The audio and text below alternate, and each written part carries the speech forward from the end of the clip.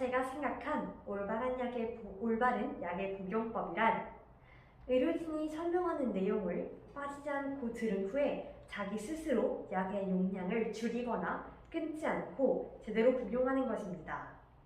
이것이 굉장히 중요한 이유는 항생제 같은 약의 경우 자신이 몸이 다 나았다고 느껴도 약을 마음대로 끊으면 약이 현수가 다 이기기 전에 세레머니를 하다가 얻어맞는 것과 같은, 즉 내성이 생기는 상황이 발생할 수 있기 때문에 이것이 굉장히 중요하다고 생각합니다.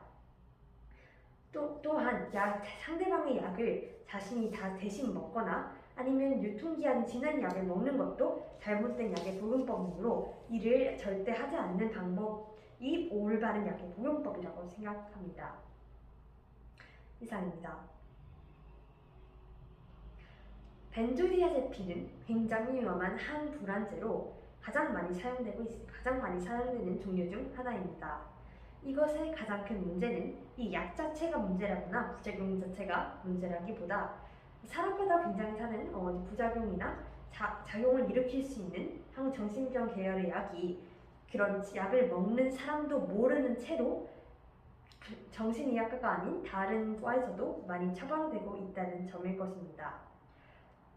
쿠에테타빈이란 이 벤조디아제핀의 굉장히 대용품으로 벤조디아제핀보다 효과는 느리지만 더 의존성이 좀 더 낮고 길게 가는 효과를 가져올 수 있다는 약입니다.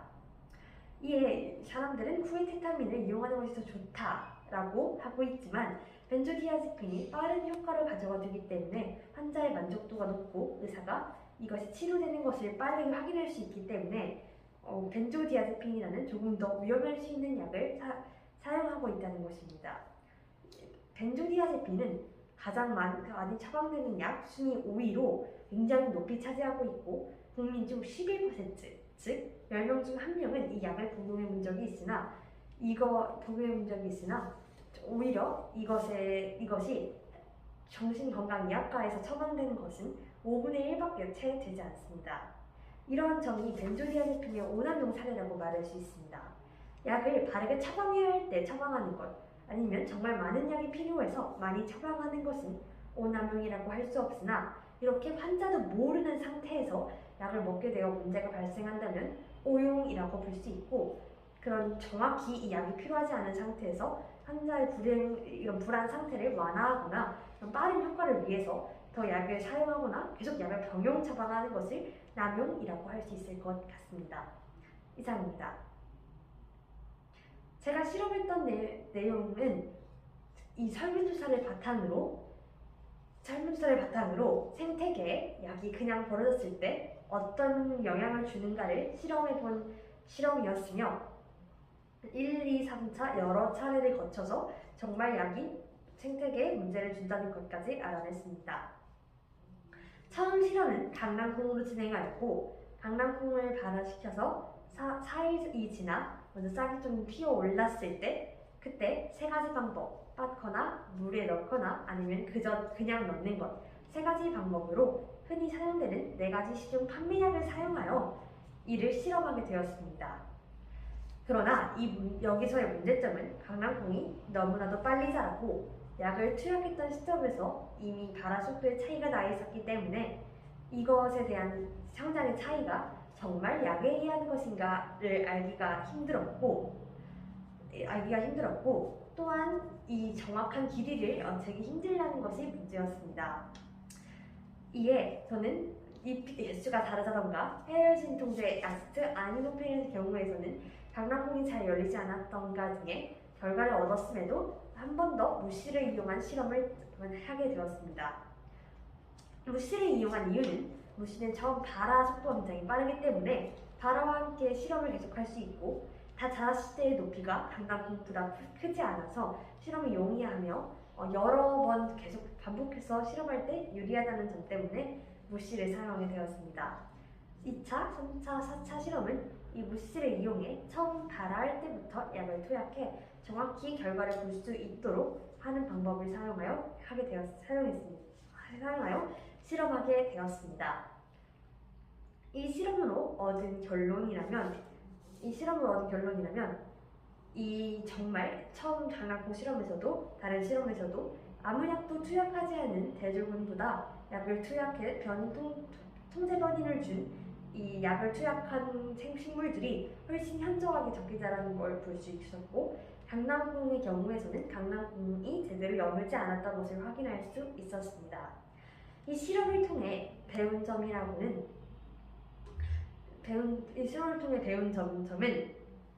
물론 생태계를 기준으로 실험한 것이 아니고 식물에게만 실험했기 때문에 정확히 생태계에 영향을 미치는 것을 알아야 했다고 보기는 힘들지만, 정확히 직관적으로 내가 약을 버리는 행위가 이런 생태계에 문제를 줄 수 있겠구나 라고 대중에게 인식시킬 만한 연구 결과를 얻었다는 점이고, 실험에 문제가 있을 때는 무엇이 문제인지를 파악하여 정확히 다시 변인 통제를 하고 그 변인들을 바꾸어서 실험할 수 있다는 것을 알게 되었습니다.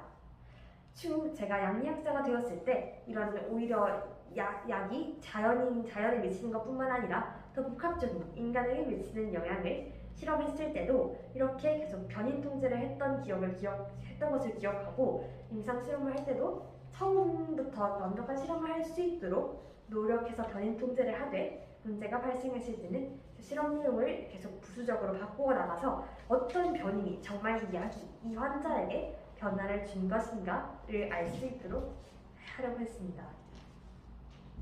몬티올 딜레마의 개념의 의의는 먼저 굉장히 유명한 확률 난제로서 일반인도 확률의 오류에 대해서 이해할 수 있게 해주는 것이고, 몬티올 딜레마의 개념이라면 먼저 이런 조건부 확률, 즉 어떤 것 A가 일어났을 때 B가 따라오는 확률이 어느 정도 되냐를 어떻게 계산하는지 보여줬다는 것이라 이 개념이라고 생각합니다.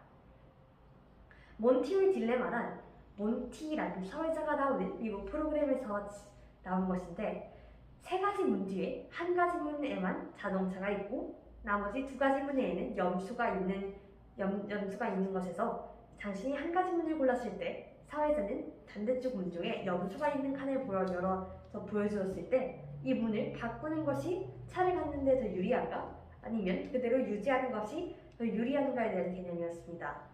보통 사람들은 이것이 바꾸지 않든 3분의 1의 확률에서 하나가 공개되었을 때만 2분의 1로 바뀌기 때문에 별 차이가 없다고 생각해 바꾸지 않았지만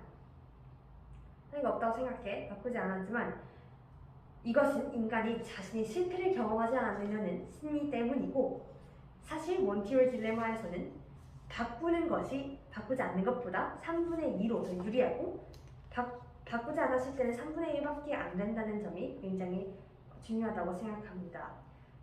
대부분의 사람들은 문이 하나 열렸을 때 두 가지 문 중에 하나를 찾는 것이니 2분의 1이 아니냐, 왜 3분의 2냐 라고 반문했지만, 2분의 1이라는 오류가 발생한 것은 차가 있는 문을 골랐을 때 열 수 있는 문이 B와 C, 즉 두 가지, 한 가지 경우인 차를 골랐을 때에서 두 가지 경우가 발생하고 나머지 염소를 골랐을 때는 단 하나의 문밖에 열지 못한다는 점이었습니다. 즉, 이 말을 간단하게 정리하자면 한 가지 사건에서 어떤 차를 선택했을 때 사회자가 어떤 문을 여는가가 중요한 것이 아니라 한 문을 열었을 때 이것이 바꾸는 것이 어느 정도인가를 생각해야 하는데, 이 순서를 바꿔 생각해 이 문을 여는 것과 이 문을 여는 것을 다르게 생각해버리면 오류가 발생할 수 있다는 것이었습니다.